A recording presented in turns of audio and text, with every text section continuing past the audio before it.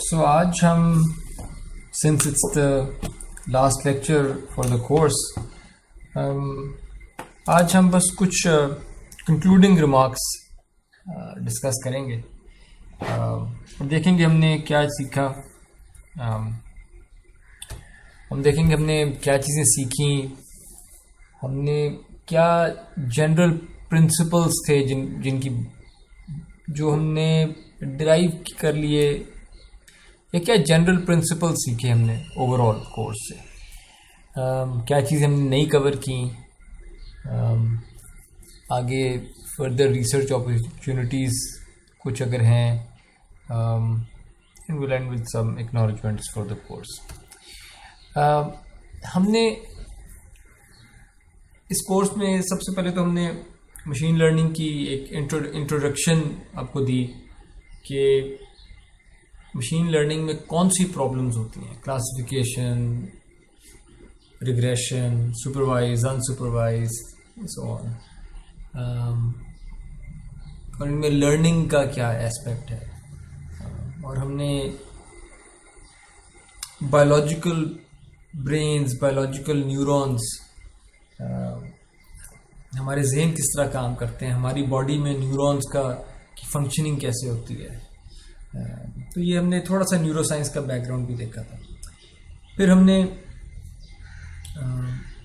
Overall course का एक background cover किया था जिसमें हमने न्यूरल कंप्यूटेशंस की मैथमेटिकल मॉडलिंग को देखा, जिसमें हमने मैकलक-पिट्स न्यूरॉन देखा, हमने हेबियन लर्निंग देखी, हमने परसेप्ट्रॉन को देखा, फिर हमने ये देखा कि मल्टी लेयर परसेप्ट्रॉन्स जो हैं वो किसी भी फंक्शन को कितनी भी चाहे प्रिसिजन चाहिए हो आपको, हर फंक्शन को वो अप्रॉक्सीमेट कर सकते थे। सो ये एक यूनिवर्सल अप्रॉक्सीमेशन थ्योरम था मल्टी लेयर परसेप्ट्रॉन्स का। फिर हमने देखा ग्रेडियंट डिसेंट एल्गोरिथम देखा, हमने देखा कि एक परसेप्ट्रॉन को अगर ट्रेन करना है वो कैसे कर सकते हैं।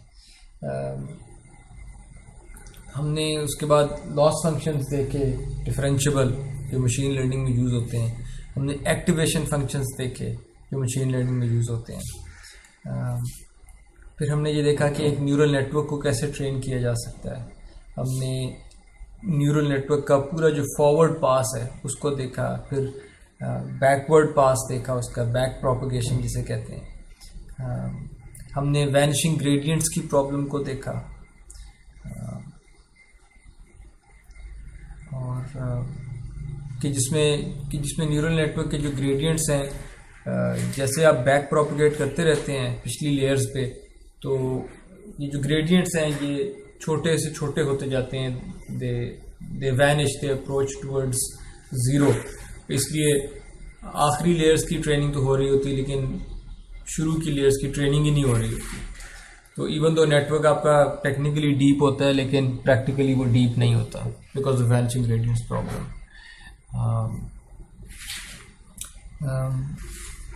फिर हमने ऑप्टिमाइजेशन के कुछ एडवांस तरीके देखे थे, हमने ग्रेडियंट डिसेंट की कई वेरिएशंस देखी, हमने ग्रेडियंट डिसेंट के मोमेंटम बेस्ड मेथड्स भी देखे, हमने अपने जो मॉडल्स हैं उनको रेगुलराइज करना सीखा, हमने कुछ ट्रेडिशनल रेगुलराइजेशन मेथड्स देखे, और जल्दी ट्रेनिंग ख़त्म कर देना, वेट्स के ऊपर पेनल्टी लगा देना, एंड सो ऑन। फिर हमने कोई जो मोर रिसेंट या एडवांस्ड रेगुलराइजेशन मेथड्स थे, for example batch norm, drop out, उनको देखा। फिर हमारा पूरा मॉड्यूल था कि अगर आपने वेक्टर्स की बजाय इमेजेस पे काम करना है तो इमेजेस के अंदर एक लोकल कोरिलेशन की प्रॉपर्टी होती है कि nearby pixels are more strongly correlated.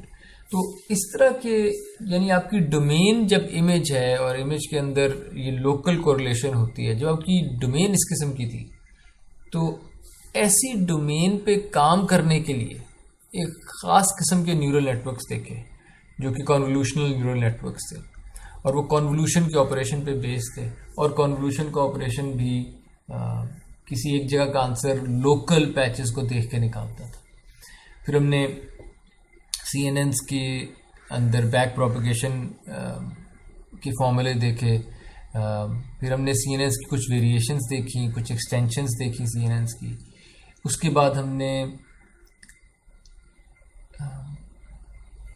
Images से आगे चल के हमने टाइम सीरीज डेटा या सीक्वेंशियल डेटा पे काम किया, जिसमें एक टेम्पोरल सीक्वेंस था आपके पास, और एक टाइम पे जो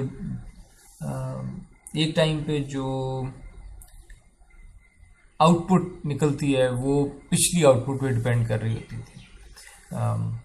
और इस सीक्वेंशियल मॉडल्स में लैंग्वेज फॉर एग्जांपल आ जाती है, वीडियो आ जाती है, ऑडियो आ जाती है। तो हमने अब हमारी डोमेन चेंज हो गई कि जिसके अंदर डिपेंडेंसी थी, टाइम में डिपेंडेंसी थी चीज़ों पे। तो इनके लिए हमने रिकरेंट न्यूरल नेटवर्क्स पढ़े। हमने रिकरेंट न्यूरल नेटवर्क्स में बैक प्रोपगेशन देखी, और हमने देखा कि बैक प्रोपगेशन इस केस में स्पेस में तो वापस हो ही रही होती back propagation, you also need to back propagate through time. और हमने फिर रिकरेंट न्यूरल नेटवर्क की स्टेबिलिटी को भी देखा कि इसके अंदर भी एक्सप्लोडिंग ग्रेडियंट के टाइम के अंदर इसमें एक्सप्लोडिंग ग्रेडियंट की प्रॉब्लम आ सकती है। हमने बाई डायरेक्शनल RNN भी देखे। हमने ऐसे RNN देखे जो जिनमें आप ये एक्सप्लोडिंग ग्रेडियंट्स वाली प्रॉब्लम थोड़ी रिजॉल्व कर लेते थे आप, यानी LSTM और GRU ये वाले फ्लेवर्स देखे हमने RNNs के, जो ज़्यादा long range long term dependencies achieve कर लेते थे, या लॉन्ग टर्म मेमोरी थी इनकी। फिर हमने लैंग्वेज मॉडलिंग पे सीरीज ऑफ लेक्चर्स थे हमारे। हमने देखा था कि लैंग्वेज का मॉडल कैसे लर्न किया जा सकता है, और उन्हीं से लैंग्वेज का मॉडल इट मीन्स कि ऐसा मॉडल जिससे हम टेक्स्ट या पूरी लैंग्वेज जनरेट कर सकें, हम वर्ड्स जनरेट कर सकें, हम पूरे सेंटेंसेस जनरेट कर सकें, हम पूरे डॉक्यूमेंट्स जनरेट कर सकें। हमने लैंग्वेज ट्रांसलेशन को भी देखा कि एक लैंग्वेज से दूसरी लैंग्वेज में हम ट्रांसलेट कैसे कर सकते हैं। फिर हमने अटेंशन मैकेनिज्म भी देखा कि आउटपुट प्रोड्यूस करते हुए हम सिर्फ आउटपुट प्रोड्यूस करते हुए हम इनपुट के किसी ख़ास हिस्से पे फोकस कर सकें, ये कैसे अचीव कर सकते हैं, ये अटेंशन मैकेनिज्म, ये फोकस करने वाला मैकेनिज्म। तो इसको देखा। फिर हमने ट्रांसफॉर्मर्स स्टडी किए, और ट्रांसफॉर्मर्स में और रिकरेंट मॉडल्स में, यानी LSTM, GRU, recurrent neural networks, इनमें फ़र्क ये था कि ट्रांसफॉर्मर्स जो थे ये इनपुट को इन पैरेलल देखते थे। होती सीक्वेंशियल इनपुट थी, RNN में भी इनपुट होती सीक्वेंशियल है, और हम उसको देखते भी सीक्वेंशियली है। पहले एक देखेंगे, उसकी रिज़ल्ट की बेस पे अगले इनपुट का रिजल्ट आएगा, उसकी रिजल्ट की बेस पे अगले टाइम स्टेप पे इनपुट का रिजल्ट आएगा। तो हम सीक्वेंस में देखते थे चीज़ों को, और जब आप सीक्वेंस में देखते हैं चीज़ों को, तो जब तक पिछले का आंसर नहीं आ जाता आप अगले की बात नहीं कर सकते। तो देयरफॉर ये पैरेललाइज नहीं हो सकते। पर ट्रांसफॉर्मर्स जो है वो इनपुट में हर टाइम को इन पैरेलल देखते थे। इसकी वजह से ट्रांसफॉर्मर्स जो हैं वो कंपेयर टू रिकरेंट मॉडल्स वो बहुत जल्दी ट्रेन हो जाते थे। तो सीक्वेंशियल डेटा पे जो state of the art performance है वो इंक्रीजिंगली वो ट्रांसफॉर्मर बेस्ड मॉडल्स की होती थी, और वो परफॉर्मेंस भी बेहतर होती थी, वो ट्रेन भी जल्दी हो जाते थे, उनकी इन्फ्रेंस टाइम भी उस पर तेज़ होता था। So and this was a new topic that we did. मैंने पहले कभी ट्रांसफॉर्मर्स नहीं पढ़ाए थे। तो ये काफ़ी state of the art topic था जो हमने किया, क्योंकि ये ट्रांसफॉर्मर्स पे प्रोग्रेस 2017 के बाद से ही चली है। फिर हमने थोड़ा डिटोर लिया और हमने ये देखा कि अभी तक जितना भी हम काम कर रहे थे उसमें हम फॉरवर्ड प्रोपगेशन देखते थे कैसे इम्प्लीमेंट होगी, और लॉस फंक्शन कैसे इम्प्लीमेंट होगा, फिर उसमें बैक प्रोपगेशन कैसे होगी, डेरिवेटिव्स कैसे कंप्यूट होंगे। तो हमने ये डिटोर लिया, हमने फिर देखा ऑटोमेटिक डिफरेंशिएशन को, which basically amounts to learning without these details of calculus, क्योंकि ऑटोमेटिक डिफरेंशिएशन ये कहती है कि आप सिर्फ लॉस फंक्शन तक इम्प्लीमेंट कर दें, और ये जो कैलकुलस के रूल्स को यूज़ करके आप खुद डेरिवेटिव फाइंड करते हैं और ख़ुद उसको इम्प्लीमेंट करते हैं, और फिर उसको उसमें इम्प्लीमेंटेशन में अगर गलती हो जाए तो उसको वेरीफाई करते हैं कि इम्प्लीमेंटेशन ठीक है कि नहीं ठीक। इस सारे प्रोसेस से आप बच सकते हैं बाय यूजिंग ऑटोमेटिक डिफरेंशिएशन, जिसका आइडिया ये था कि आप बेसिक जो जितना मर्जी कॉम्प्लिकेटेड आपका लॉस फंक्शन हो, वो इम्प्लीमेंट किसी प्रोग्राम से हो रहा है, और वो प्रोग्राम पूरे का पूरा कंपोज होगा through basic mathematical operations, for example plus, multiply, square root, division, और ये जो जितने भी ये हैं कॉम्प्लेक्स फंक्शंस जो हैं, ये they are composed of these simple functions. तो सिंपल फंक्शंस के के डेरिवेटिव्स जो हैं वो पहले से इम्प्लीमेंट हुए होते हैं लाइब्रेरीज़ के अंदर, और उनको कंबाइन करके आप ओवरऑल डेरिवेटिव निकाल लेते हैं, and you never have to implement any of these derivatives yourself.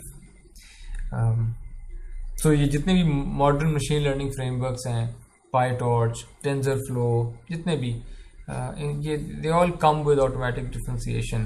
So you never see कि किसी ने nowadays you never see कि किसी ने implement किया हो पूरे का पूरा derivative. फिर we move to generative learning और जेनरेटिव मॉडल्स। और जेनरेटिव मॉडल्स में भी हमने एक ख़ास किस्म का मॉडल किया, हमने एडवर्सेरियल लर्निंग की थी, जिसके अंदर हम दो न्यूरल नेटवर्क्स को आपस में लड़ने देते थे। एक ने दूसरे को हराना था, दूसरे ने पहले को हराना था, और इस एक दूसरे को हराने के चक्कर में दोनों नेटवर्क्स जो हैं वो किसी एक ख़ास टास्क पे बेहतर से बेहतर होते जाते थे, और ये आपस की लड़ाई के थ्रू बेहतर होना, जिसको एडवर्सेरियल लर्निंग कहते हैं, इसके अंदर हम इन दो नेटवर्क्स को ट्रेन कर लेते थे, और इसकी बेस पे हम किसी भी डेटा के अंदर से सैम्पल्स प्रोड्यूस करने वाला जो प्रोसेस है उसको लर्न कर लेते थे। और जब ये लर्निंग हो जाती थी तो एक नेटवर्क जिसने तो इनमें से एक नेटवर्क हम उठाते थे, और उस नेटवर्क के थ्रू हम ओरिजिनल डेटा के highly realistic looking samples generate करना शुरू कर देते थे। And then we concluded the course with another domain जिसके ऊपर हमने लर्निंग की थी। यानी एक किस्म की लर्निंग हमने वेक्टर्स पे की, एक किस्म की लर्निंग हमने इमेजेस पे की, और जब इमेजेस पे यानी डोमेन जब इमेजेस की चेंज हुई थी तो हमने CNNs पे काम किया था। फिर हमने लर्निंग एक डोमेन थी सीक्वेंसेस की, जब डोमेन आई तो हमने रिकरेंट न्यूरल नेटवर्क्स के साथ काम किया, LSTM के साथ, ट्रांसफॉर्मर्स के साथ, और फिर हमने एक और एंड जब हमने किया कोर्स तो हमने एक डोमेन देखी ग्राफ्स की, कि कुछ प्रॉब्लम्स नेचुरली ग्राफ्स के थ्रू रिप्रेजेंट होती हैं, और अगर उन प्रॉब्लम्स में हमने डीप लर्निंग लगानी है तो सबसे पहले तो हमें रिस्पेक्ट करना पड़ेगा कि ये डोमेन फ़र्क है। ग्राफ्स एक नॉन यूक्लिडियन डोमेन में ज़िंदा रहते थे, नॉन यूक्लिडियन स्पेस में या नॉन यूक्लिडियन डोमेन में रहते थे। तो उस डोमेन पे काम करने के लिए सिमिलर टू बिफोर हमने नई किस्म के न्यूरल नेटवर्क्स फिर यूज़ किए, और ये थे ग्राफ न्यूरल नेटवर्क्स, और इनके साथ हमने कोर्स एंड किया। और अगेन जो जैसे मैंने कहा कि ट्रांसफॉर्मर्स जो हैं वो एक बिल्कुल स्टेट ऑफ द आर्ट हमने नॉलेज हासिल की है। इसी तरह लर्निंग ऑन ग्राफ्स वाले जो मॉड्यूल है इस पर भी हमने state of the art knowledge हासिल किया था, क्योंकि ये भी मैंने पहले कभी नहीं पढ़ाए थे। Similar to transformers, graph neural networks भी 2017 ऑनवर्ड्स, तो 2017 एक ऐसा साल है जिसमें ये दोनों चीज़ें दे रियली टुक ऑफ। तो ये दोनों लेक्चर्स नए थे, या दोनों टॉपिक्स, लेक्चर्स तो 4 थे इन पे, ये दोनों टॉपिक्स नए थे और we covered state of the art here. फिर हमने ये तो सब थ्योरेटिकल लेक्चर्स तो थ्योरेटिकल थे। फिर हमने जो प्रैक्टिकल नॉलेज है वो रेसिटेशंस में हासिल किया। आप लोगों ने पाइथन के बेसिक से शुरू किया, गूगल कोलैब यूज़ करना सीखा, आपने नमपाई के बेसिक्स देखे, आपने मैट्रिक्स और वेक्टर कैलकुलस पे का नॉलेज हासिल किया, आपने एक परसेप्ट्रॉन को ट्रेन किया खुद, आपने न्यूरल नेटवर्क्स ट्रेन किए, आपको टिप्स सिखाई गई कि न्यूरल नेटवर्क को किस तरह ट्रेन करना चाहिए, कौन सी वो टिप्स होती हैं, ट्रिक्स ऑफ द ट्रेड क्या हैं। आपने फिर एक जो मॉडर्न डीप लर्निंग के जो फ्रेमवर्क्स हैं उनमें से हमने एक पिक किया और वो पाईटॉर्च था। हमने पाईटॉर्च के बेसिक्स देखे, हमने कॉन्वोल्यूशन कॉपरेशन आपने सीखा, आपने पाईटॉर्च में CNN इम्प्लीमेंट किया, आपने ट्रांसफ़र लर्निंग की। ट्रांसफ़र लर्निंग पे मैं एक बात करना चाहूँगा। ट्रांसफ़र लर्निंग वो चीज़ है कि इवन तो मैंने लेक्चर जो मेन लेक्चर्स थे थियरी के लेक्चर्स उनमें नहीं कराई, और ट्रांसफ़र लर्निंग में बस एक रेसिटेशन थी जिसमें आपने ये की है, लेकिन प्रैक्टिकली स्पीकिंग मे बी 70-80% आपका काम जो डीप लर्निंग में होगा ना, वो असल में ये ट्रांसफ़र लर्निंग होगी। अगर आपकी डीप लर्निंग की नौकरी करते हैं बाद में, तो you will most probably pick some existing model, some existing pre-trained model, और फिर उस मॉडल को अपने डेटा पे आप थोड़ा सा रिफाइन कर रहे होंगे, which is transfer learning। ठीक है, तो 70-80% even more। So practically speaking, ये transfer learning is a very useful thing. That's what happens mostly। और ट्रांसफर लर्निंग इसलिए काम करती है क्योंकि जो एग्जिस्टिंग मॉडल्स हैं वो बहुत बड़े बड़े डेटा सेट्स पे प्री ट्रेन हुए होते हैं, और वो डेटा सेट और आपका डेटा सेट, आपकी प्रॉब्लम ज़रा फ़र्क होती है, आपकी क्लासेस ज़रा फ़र्क होती हैं। लेकिन अगर आप बहुत बड़े डेटा सेट पे ट्रेन करते हैं तो नेटवर्क जो जिस किस्म के फीचर्स एक्सट्रैक्ट करना सीख लेता है ना बड़े डेटा सेट से, अक्सर वही फीचर्स आपकी प्रॉब्लम के लिए भी यूज़फुल होते हैं। तो इसलिए जब आप ट्रांसफर लर्निंग यूज़ करते हैं तो you start with the network जो पहले ही आपकी प्रॉब्लम के लिए यूज़फुल फीचर्स पहले से निकाल लेता है, और आप फिर उस नेटवर्क को और ज़्यादा रिफाइन कर लेते हैं कि अच्छा और ज़्यादा बेहतर फीचर्स निकाल लो। तो it's a good initialization for your problem. फिर हमने रिकरेंट मॉडल्स भी देखे। हमने सेंटिमेंट एनालिसिस करना सीखा कि एक सेंटेंस जो है उसका क्या सेंटिमेंट है। हमने कैरेक्टर जनरेशन का मॉडल बनाया कि जो कैरेक्टर बाय कैरेक्टर प्रोड्यूस करी जा रहा है टेक्स्ट। हमने लैंग्वेज ट्रांसलेशन देखी रिकरेंट न्यूरल नेटवर्क के थ्रू। हमने लैंग्वेज ट्रांसलेशन देखी यूजिंग अटेंशन मैकेनिज्म, कि जब आप कोई एक वर्ड आउटपुट लैंग्वेज का, ट्रांसलेटेड लैंग्वेज का, जब कोई एक वर्ड प्रोड्यूस करते हैं तो आप इनपुट लैंग्वेज के किस वर्ड या किन वर्ड्स पे फोकस कर रहे होते हैं। तो हमने अटेंशन मैकेनिज्म के थ्रू भी लैंग्वेज ट्रांसलेशन देखी। हमने जो आखिरी रेसिटेशन थी उसमें जेनरेटिव एडवर्सरियल नेटवर्क्स देखे, और हमने देखा कि किस तरह हम फेक इमेजेस जनरेट कर सकते हैं। Given any data set of images, आप लर्न कर सकते हैं कि इस तरह की इमेजेस मैंने जनरेट करनी है। आपने कंडीशनल इमेज जनरेशन भी देखी है, आपने इमेज टू इमेज ट्रांसलेशन, यानी एक डोमेन की इमेजेस से ये इनपुट में थी और कोई और डोमेन की इमेजेस हैं जो आउटपुट की हैं, तो आपने एक इमेज एक डोमेन से दूसरी डोमेन पे इमेजेस को ट्रांसलेट करना सीखा यूजिंग कंडीशनल कैन्स।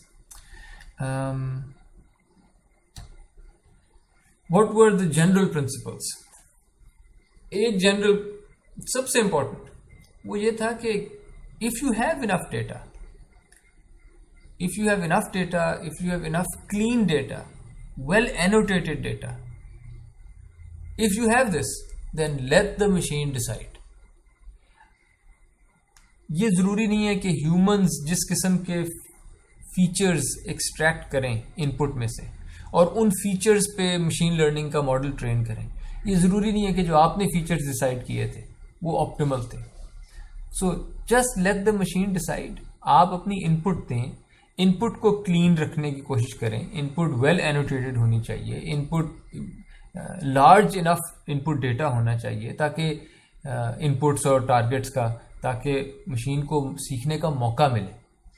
बस आपने सिर्फ मौका देना है, यानी डेटा अच्छा दें, डेटा अच्छा बनाएं, डेटा अच्छा ढूंढें, उसकी एनोटेशन अच्छी करें, कंफ्यूजिंग डेटा मत दें, करप्ट डेटा मत दें। आप डेटा पे काम करें।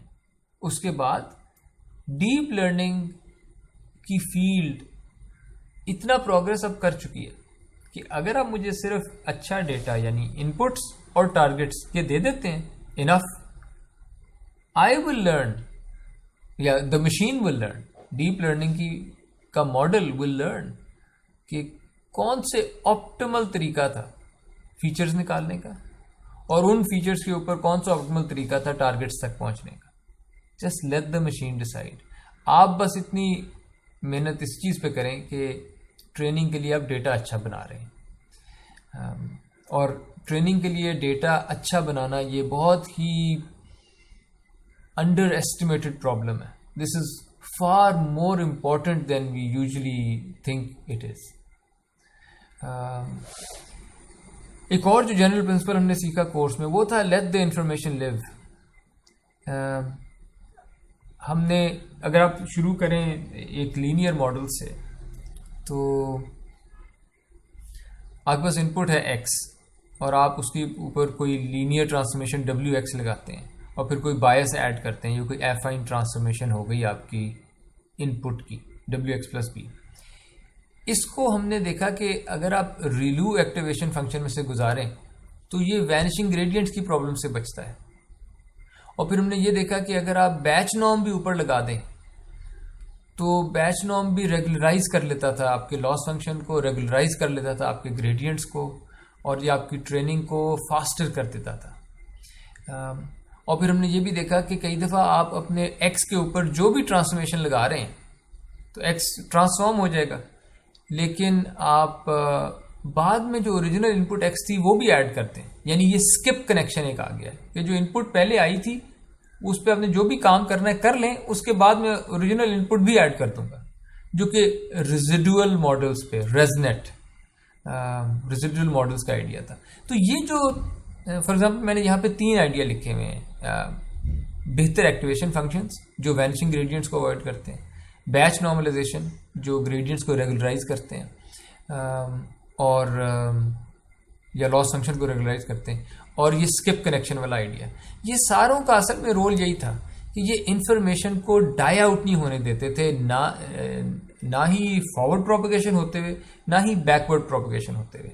सो ये एक जनरल प्रिंसिपल था, अंडरलाइंग एक थीम थी पूरे कोर्स में कि अगर आप डीप लर्निंग मॉडल में ट्रेनिंग के दौरान अच्छे मॉडल्स तक पहुंचना चाहते हैं तो this is the underlying theme, let information live both in the forward pass as well as in the backward pass. एक और चीज़ जो हमने सीखी हुई ये था कि ग्रेडियंट डिसेंट को अडेप्टिव कर लेना, इसमें बड़ा फ़ायदा है। तो आप अक्सर एग्जिस्टिंग जब लोगों के मॉडल्स देखेंगे तो वनीला ग्रेडियंट डिसेंट की बजाय अक्सर कोई मोमेंटम बेस्ड या कोई ना कोई अडेप्टिव फ्लेवर होता है ग्रेडियंट डिसेंट का।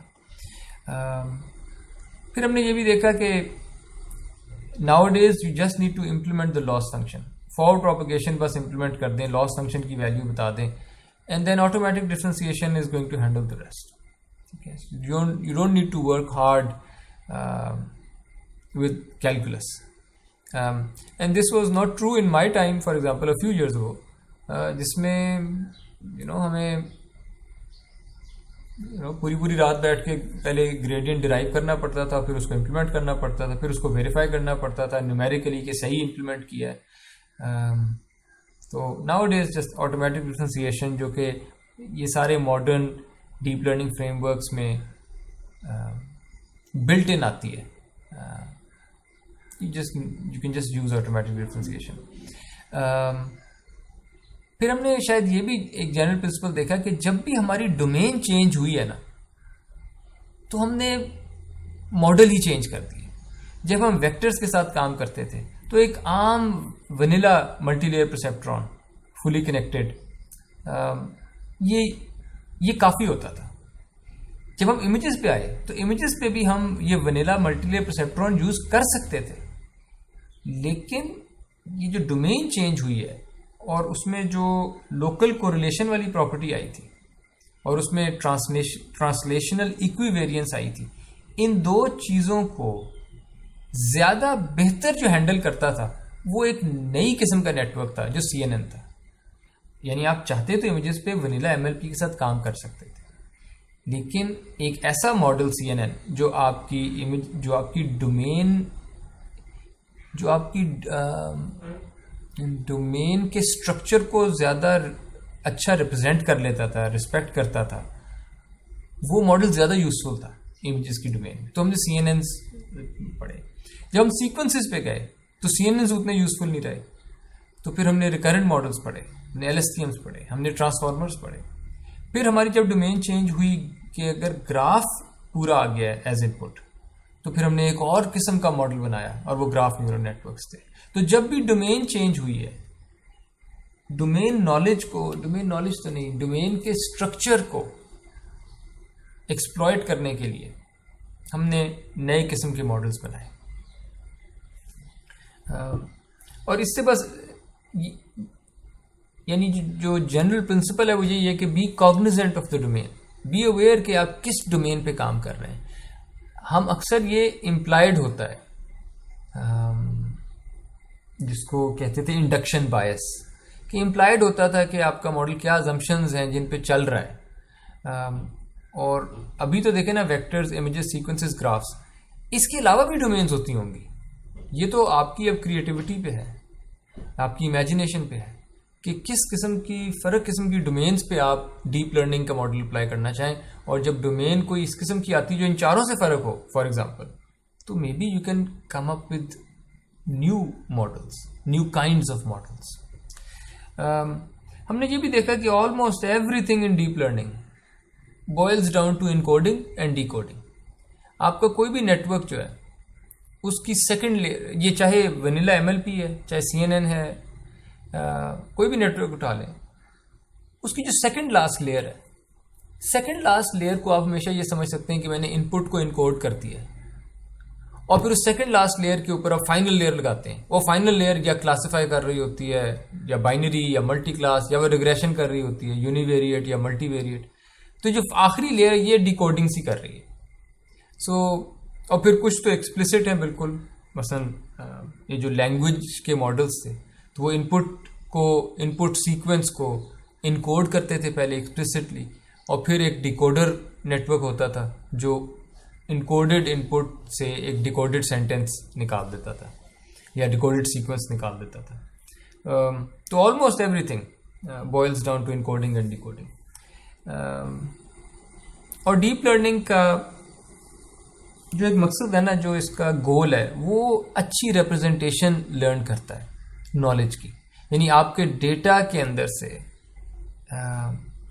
There is some knowledge to be gained from your data, and deep learning tries to learn optimal representations, very good representations of your data.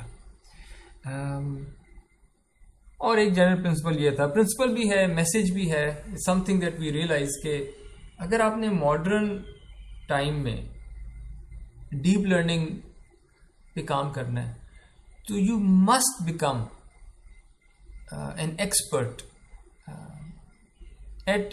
at least one of these existing deep learning frameworks. For example, PyTorch के आपको experts होना चाहिए. In addition, maybe TensorFlow पे भी experts होने चाहिए. ठीक है, हमने कोर्स में सिर्फ PyTorch की है. We just focused on one of them. But if you use one, you can easily transfer to the other models as well. थोड़ा सा learning curve होगा, लेकिन you can switch. तो ये बहुत ज़रूरी है कि यू डू नॉट री इन्वेंट द व्हील. थ्योरी अगर आपको समझ आ गई है तो अब हर चीज़ खुद फ्रॉम स्क्रैच इम्प्लीमेंट ना करें.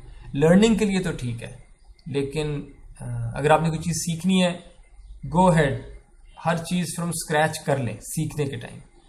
लेकिन हर प्रॉब्लम, हर मॉडल, ये आपको it's not a good idea. It's a very time consuming process अगर आप हर चीज़ फ्रॉम स्क्रैच इम्प्लीमेंट करेंगे. इट माइट बी आपका नॉलेज बेहतर हो जाएगा, लेकिन आप नॉलेज अपना बेहतर तब भी कर सकते हैं जब आप ये एग्जिस्टिंग डीप लर्निंग फ्रेमवर्क्स को यूज़ करें. हर बारी कॉन्वोल्यूशन को खुद इम्प्लीमेंट ना करें, हर बारी बैक प्रोपगेशन खुद इम्प्लीमेंट ना करें, एंड सो ऑन. क्या चीज़ें जो हमने नहीं कवर की. एक टॉपिक जो हमने नहीं कवर किया वो था ऑटो इनकोडर्स का. और ऑटो इनकोडर, ये एक बहुत ही सादा ऑटो इनकोडर लेफ्ट पे बना हुआ है, जिसके अंदर आप नोट करें कि इनपुट में मैंने एक वेक्टर दिया है x और उसके कंपोनेंट्स हैं x1, x2, x3, xd तक. पर सरप्राइजिंगली आउटपुट के अंदर वही वेक्टर पड़ा है. जो मैंने इनपुट पे रखा है वही वेक्टर मैंने आउटपुट पे रखा है. और मैंने नेटवर्क को ट्रेन किया है कि तुम अपने वेट्स को इस तरह से एडजस्ट करो कि ये जो इनपुट मैंने दिया है ये नेटवर्क में से गुजरे और बीच वाले जितने भी न्यूरॉन्स हैं Z1 से लेके ZM तक, ये सारे इनके आउटपुट निकले और बाद में जो इनपुट दी थी वही आउटपुट प्रोड्यूस हो जाए. यानी the network learns to reconstruct the input. इसमें मुझे कोई पेयर्ड ट्रेनिंग डेटा भी नहीं चाहिए, सुपरवाइज्ड भी नहीं चाहिए, ये तो सेल्फ सुपरवाइज्ड है. आप मुझे सिर्फ इनपुट्स दे दें, मैंने इनपुट को ही टारगेट्स रखना है, तो ये सेल्फ सुपरवाइज्ड. और इसके अंदर जब आप ये ट्रेनिंग कर लेते हैं तो इससे गेन क्या होता है. गेन ये होता है कि इस नेटवर्क की ट्रेनिंग करने के बाद अगर आप इस नेटवर्क का जो पहला हिस्सा है लेफ्ट साइड वो काट दें और you only start with this z vector, तो ये z वेक्टर जो है ये इनकोडेड वैल्यूज़ हैं इनपुट्स की, और सेकेंड हाफ जो है वो z से वापस इनपुट प्रोड्यूस करता है, यानी डिकोडिंग है. तो ये ऑटो इनकोडर में left side is an encoder and the right side is a decoder. और जब ट्रेनिंग इनकी हो जाती है तो फिर आप इसकी राइट साइड उतार के रख लेते हैं, और राइट साइड में जब आप z कोई भी देंगे तो उस z के कॉरस्पॉन्डिंग कोई चीज़ प्रोड्यूस हो जाएगी और वो आपके इनपुट डेटा की जैसी चीज़ होगी. So auto encoders were a good method of learning representations of your data, ये इनकोडेड रिप्रेजेंटेशंस, और फिर उन इनकोडेड रिप्रेजेंटेशंस से डेटा को जेनरेट करना. तो हमने गैन्स तो पढ़े थे, जेनरेटिव एडवर्सेरियल नेटवर्क्स, लेकिन आप ऑटो इनकोडर्स के थ्रू भी डेटा को जेनरेट करने का एक मॉडल सीख सकते थे. तो ये auto encoders were a really interesting topic, लेकिन हमने ये नहीं पढ़ा. हमने रीइंफोर्समेंट लर्निंग नहीं पढ़ी, और रीइंफोर्समेंट लर्निंग एक बहुत ही एक्साइटिंग किस्म की चीज़ है. आपकी बहुत सारी जो हाइप है आर्टिफिशियल इंटेलिजेंस की, और जस्टिफाइड हाइप, मैं हाइप को नेगेटिवली यूज़ नहीं कर रहा, आर्टिफिशियल इंटेलिजेंस की जो बहुत सारी हाइप, जस्टिफाइड हाइप है, वो रीइंफोर्समेंट लर्निंग के मॉडल्स की बेस पे है. कि एक कंप्यूटर ने या एक मशीन ने खुद ही एक गेम खेलना सीख ली और सीखते सीखते सीखते सीखते इतने अच्छे हो गए कि वो गेम्स जिन पे ह्यूमंस को मास्टर लेवल पे पहुंचते हुए 20 से 30 साल लग जाते थे, उन गेम्स पे भी, और उन पे ये कन्विंस थे एआई रिसर्चर्स कि इस तरह की लर्निंग कभी मशीन नहीं कर पाएगी। जिस पे ह्यूमंस को 30 साल लगते हैं मास्टर बनने में, तो मशीन कैसे बीट करेगी। उन गेम्स पे भी ह्यूमंस को मशीन्स ने रीइंफोर्समेंट लर्निंग के थ्रू बीट किया। In fact there is one example जिसके अंदर वो ह्यूमन एक्सपर्ट जो है वो मास्टर था इसका, उसने जब वो मशीन से हारा तो उसने ही अनाउंस हिज रिटायरमेंट। उसने कहा कि नहीं, मेरे से बेहतर आ गया, मैं अब नहीं खेलूंगा। so reinforcement learning was is a very exciting area, लेकिन हमने बिल्कुल टच नहीं किया इसको। पर इसका आइडिया यही है कि इसमें आपके पास एक एजेंट होता है और एक एनवायरनमेंट होती है। एजेंट है जिसको आप लर्न कर रहे होते हैं, और एजेंट कुछ एक्शंस ले सकता है। उन एक्शंस की बेस पे एनवायरनमेंट चेंज हो जाती है, और जब एनवायरनमेंट चेंज होती है तो एजेंट को या तो कोई फ़ायदा हुआ होता है या कोई नुकसान हो जाता है। ये जो रिवॉर्ड है कि उसको फ़ायदा हुआ या नुकसान हुआ, इसकी बेस पे एजेंट अपने फ्यूचर एक्शंस एडजस्ट करता है और वो सीखना शुरू कर देता है कि कौन से एक्शंस हैं जो मेरे रिवॉर्ड को मैक्सिमाइज करते हैं। ठीक है, तो इस तरह वो फॉर एग्जांपल गेम खेलना सीख जाता है। इस तरह वो किसी भी प्रॉब्लम में, फॉर एग्जांपल स्टॉक मार्केट भी तो एक एनवायरनमेंट है। अगर आपका एजेंट ने स्टॉक्स की ट्रेडिंग करना सीखनी है तो उस एनवायरनमेंट के अंदर सीख रहा है और वो अपने रिवॉर्ड यानी कितने पैसे उसको रिटर्न हो जाते हैं उसको मैक्सिमाइज करना सीख रहा है। ठीक है, तो the environment can be anything. It could be the real world जिसके अंदर एक ऑटोनोमस एजेंट जो है वो गाड़ी चलाना सीख रहा है, self driving cars for example, stock market या वीडियो गेम्स या म्यूजिक की, I don't know. So your environment could be anything, और उसके अंदर agent could be learning to survive और टू मेक प्रॉफिट और maximize the reward. Again reinforcement learning हमने नहीं कवर की। हमने कुछ थ्योरेटिकली साउंड कॉन्सेप्ट्स जो प्री डीप लर्निंग कॉन्सेप्ट्स हैं वो भी कवर नहीं किए। इस कोर्स में हमने जो चीज़ें हमें चाहिए थी एक डीप लर्निंग के मॉडल को समझने के लिए और डीप लर्निंग के मॉडल का लॉस फंक्शन बनाने के लिए और उस लॉस फंक्शन में डेरिवेटिव्स लाने के लिए और वेट्स को एडजस्ट करने के लिए जो बस मिनिमम चाहिए था हमने बस वो यूज़ कर लिया। लेकिन एक प्रीवियस नॉलेज भी है जो कि बहुत mathematically sound, well justified. For example आपके जो लॉस फंक्शंस थे, आपने क्रॉस एंट्रोपी देखा, हाँ आपने मल्टी क्लास क्रॉस एंट्रोपी देखा, आपने सम स्क्वेयर्ड एरर देखा एंड सो ऑन। इन सारों के पीछे cross entropy, multi class cross entropy, sum squared error, univariate, multivariate, इन चारों के पीछे एक पूरा प्रोबेबिलिस्टिक फ्रेमवर्क था।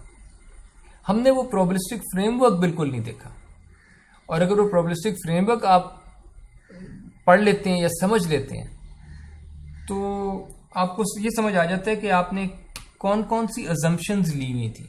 हमने ये बिल्कुल नहीं देखा कि हम क्या बातें अस्यूम करके चले गए हैं, पर अगर हम वो प्रोबेबिलिस्टिक फ्रेमवर्क पढ़ लेते तो हमें वो अजम्पशंस सामने नज़र आने लग जाती और फिर उन अजम्पशंस का इलाज भी हम कर सकते थे कि अगर मेरे डेटा में या अगर मेरी प्रॉब्लम में वो अजम्पशन नहीं लेनी, मैंने किसी और तरीके से काम करना है, वो सारे चेंजेस हम कर सकते थे, अपने बेहतर लॉस फंक्शंस ला सकते थे एंड सो ऑन। सो ये एक ख़ास किस्म का थ्योरेटिकल जो बैकग्राउंड है वो हमने इस कोर्स में नहीं किया। वो यूजुअली जब मैं मशीन लर्निंग का कोर्स पढ़ाता हूँ तो उसके अंदर हमारे पास उसके अंदर फिर हम ये पूरा एक प्रोबेबिलिस्टिक बैकग्राउंड लेके चलते हैं। फिर और भी कई चीज़ें, principal component analysis, expectation maximization, mixture models, कई चीज़ें थी जो डीप लर्निंग से पहले की चीज़ें हैं और वो they are really really useful methods, और उनका डीप लर्निंग के मॉडल्स में भी, यानी अगर आपको उन मेथड्स का पता है तो ये डीप लर्निंग के कॉन्सेप्ट्स में, डीप लर्निंग के मॉडल्स में आप मे बी फर्दर इनोवेशन ला सकते हैं। तो वो हमने नहीं पढ़े।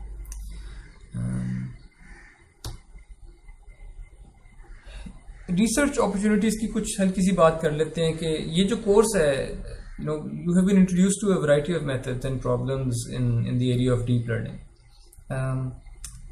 लेकिन इस कोर्स ने आपको मुकम्मल तौर पे रिसर्च के लिए प्रिपेयर नहीं किया, ठीक है। तो ये ना समझिएगा कि आप लोग रिसर्च के लिए तैयार हो गए।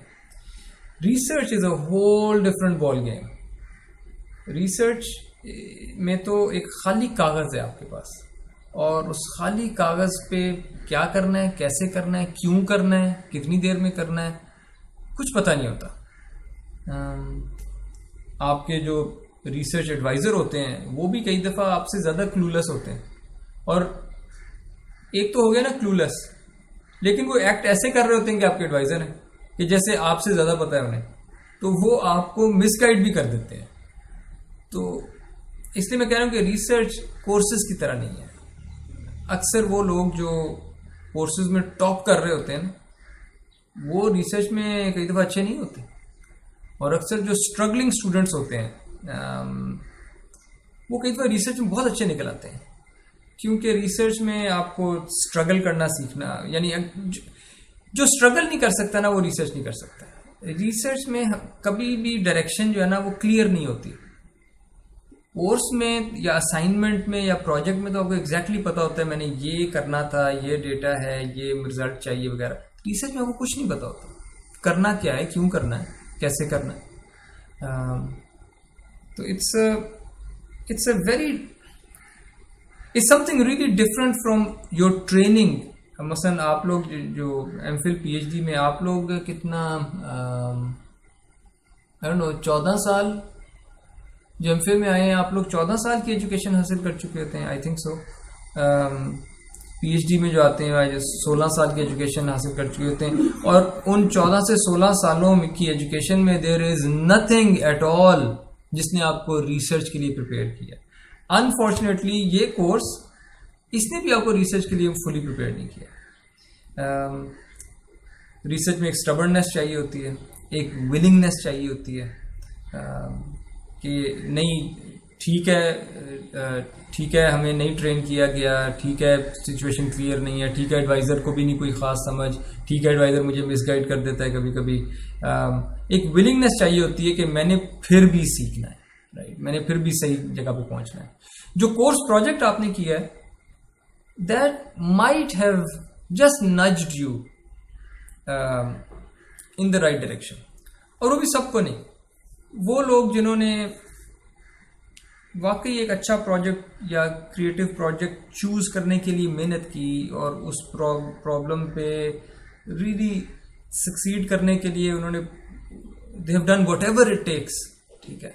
अगर कुछ चीज़ समझ नहीं पड़ी तो समझी, कोड के बग्स निकालने पड़े तो निकाले, डाउनलोडेड कोड के आई डोंट नो लाइब्रेरीज इंस्टॉल करनी पड़ी, इम्प्लीमेंटेशन इश्यूज सॉल्व करने पड़े तो किए, रातों को जागना पड़ा। आई मीन तो जो कोर्स प्रोजेक्ट है that might have nudged you in the right direction, लेकिन even that is that doesn't give you the full picture कि रिसर्च में क्या होने वाला है, ठीक है। अभी खैर मैं पूरा तो नहीं आपको बता सकता कि रिसर्च के अंदर क्या होगा, पर just as a first step, अगर आपने अपने आप को रिसर्च के लिए प्रिपेयर करना है, as a first step start devouring research papers. मैं रीडिंग का लफ्ज नहीं कह रहा, स्टार्ट डिवाउरिंग रिसर्च पेपर्स। कि आपने उनको, डिवाउरिंग का मतलब होता है जैसे कोई बहुत ही भूखा हो और उसके सामने आप खाना रख लें, यानी वो 8 दिन का भूखा हो बंदा और उसके सामने वो खाना रखें तो वो जिस तरह से खाना खाएगा, ये रिसर्च पेपर के साथ करना पड़ेगा। क्योंकि आप रिसर्च करना सीखते हैं उन लोगों से जो रिसर्च कर रहे होते हैं, और वो रिसर्च पेपर्स में नजर आता है। रिसर्च पेपर में आप देखेंगे कि किसी ने किस तरह फलां प्रॉब्लम सॉल्व की है। सबसे पहले तो ये देखेंगे कि कौन सी प्रॉब्लम सॉल्व की है, और आप इम्प्रेस होंगे कि अच्छा इसने हिम्मत कैसे कर ली, इसने ये प्रॉब्लम उठा कैसे ली, इसने ये सोच कैसे लिया कि ये वाली भी प्रॉब्लम होती है, उसके लिए इसने डेटा कैसे बनाया, डेटा कैसे इकट्ठा कर लिया। तो एक वो पूरा आपको जब आप रिसर्च पेपर्स पढ़ रहे होते हैं तो आप चाहें या ना चाहें आपके अंदर ये बातें ना एब्जॉर्ब हो रही होती हैं कि यार देखो कितनी हिम्मत थी। सिर्फ हिम्मत वाले लोगों को देख के आपके अंदर हिम्मत एक पैदा हो रही होती है, चाहे आप उस पर कॉन्शियसली ये कर रहे हैं या सबकॉन्शियसली, पर उनकी हिम्मत की वजह से आपके अंदर एक हिम्मत आ रही होती है।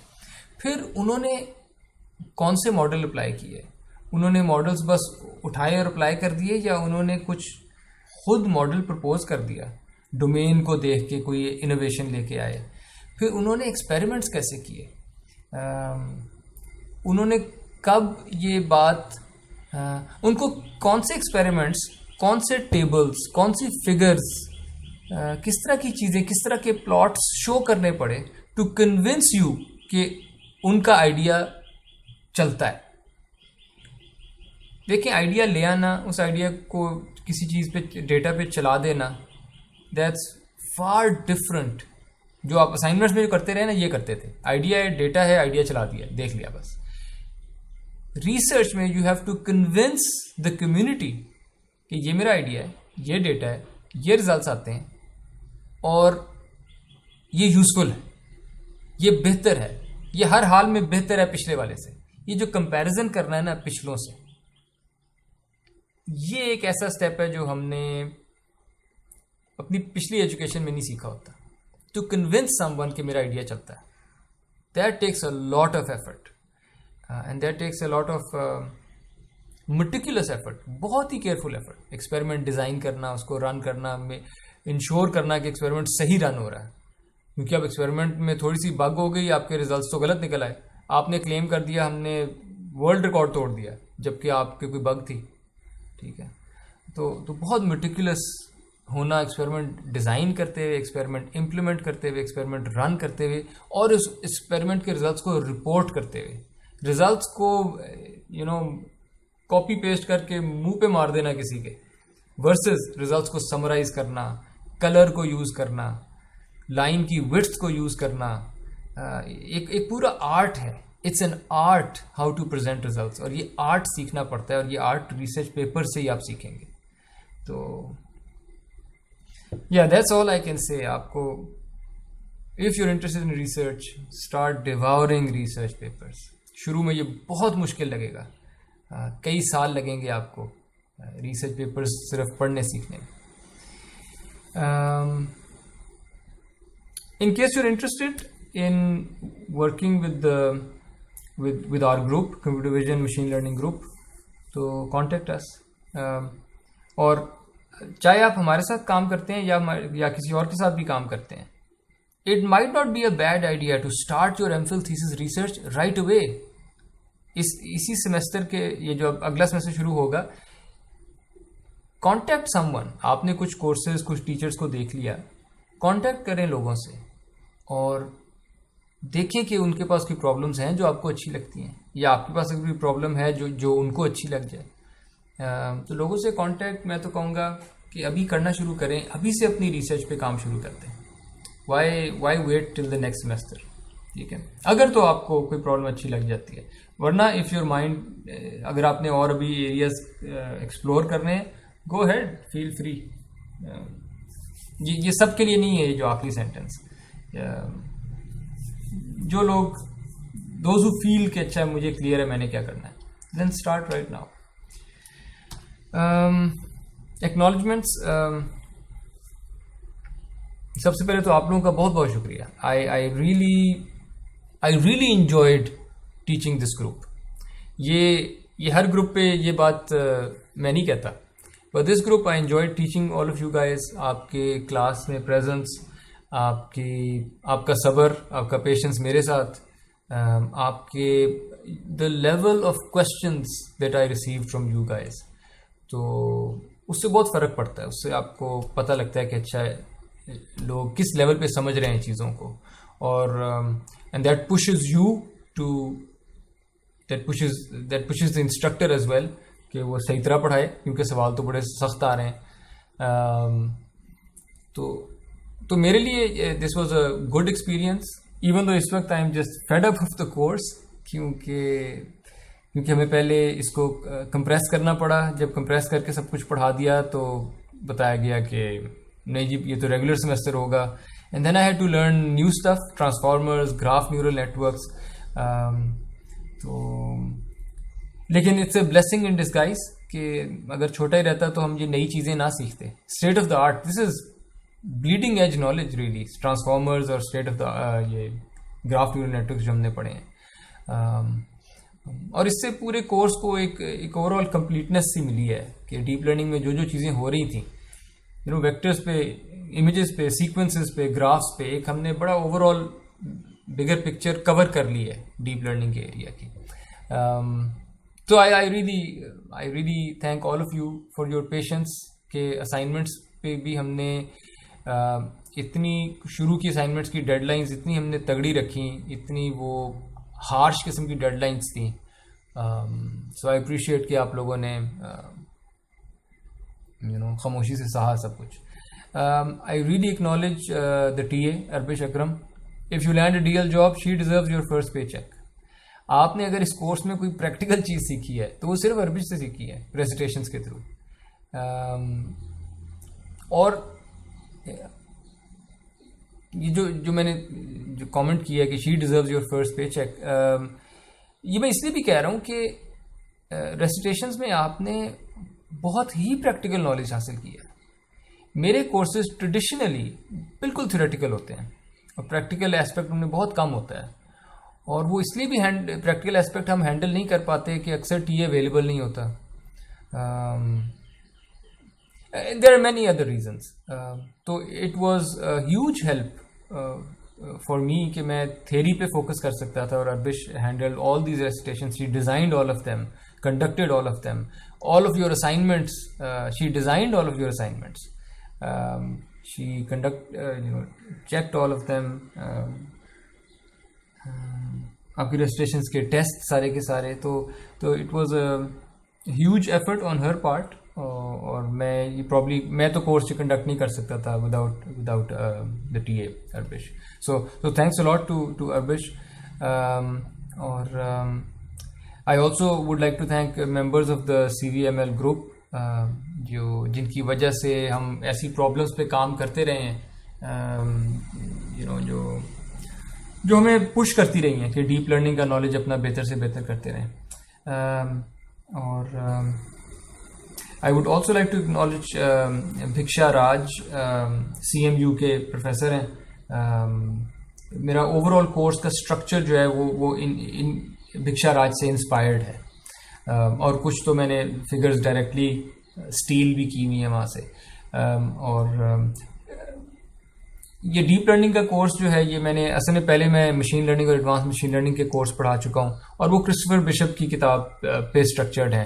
तो बहुत सारा जो नॉलेज है या मेरा चीज़ों को देखने का तरीका वो क्रिस्टोफर बिशप की किताब से इंस्पायर्ड है। तो ओवरऑल जो एक्नॉलेजमेंट है कोर्स के स्ट्रक्चर के लिए, वो I would like to acknowledge these two main resources, Bhiksha Raj and Christopher bishop.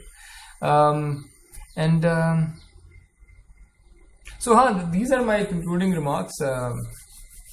Good luck in your future endeavours. और एक मैसेज बस अगर आपने इस कोर्स से सीखा है तो यही होगा कि लेट द मशीन डिसाइड।